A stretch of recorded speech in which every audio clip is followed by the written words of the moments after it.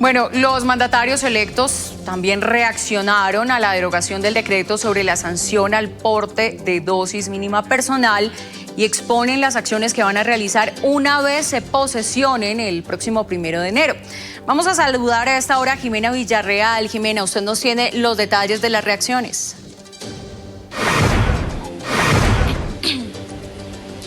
Johanna y televidentes, muy buenas tardes. Pues mire, varios mandatarios electos reaccionaron después de que el presidente de la República, Gustavo Petro, derogara este decreto que le daba facultades a la Policía Nacional para imponer multas y sanciones al porte de la dosis mínima personal.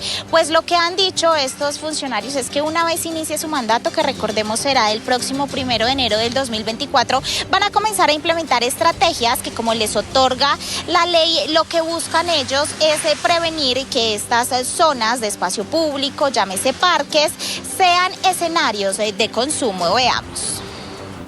Diversas reacciones continúa generando la derogación de la sanción de multa para el porte de dosis personal. Algunos mandatarios electos rechazaron que el gobierno nacional retirara las facultades a la policía y a menos de 3 semanas de iniciar sus funciones anuncian las medidas que van a ejecutar. Como alcalde no permitiré la comercialización de droga ni alrededor de los colegios, ni en los espacios públicos y mucho menos en los parques.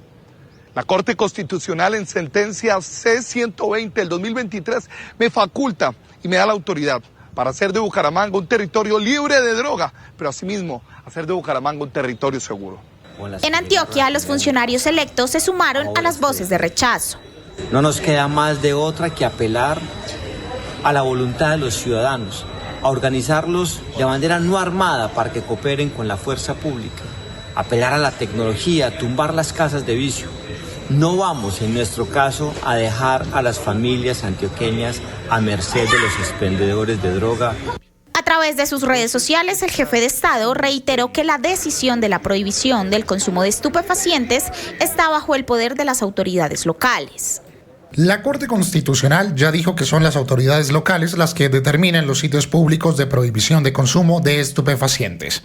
Así que le toca a Federico Gutiérrez y al Consejo de Medellín hacerlo para su distrito. El alcalde electo de la capital antioqueña, Federico Gutiérrez, respondió al presidente, donde afirmó que espera poder trabajar de la mano con el gobierno nacional para que los espacios públicos no sean tomados por la droga y la criminalidad.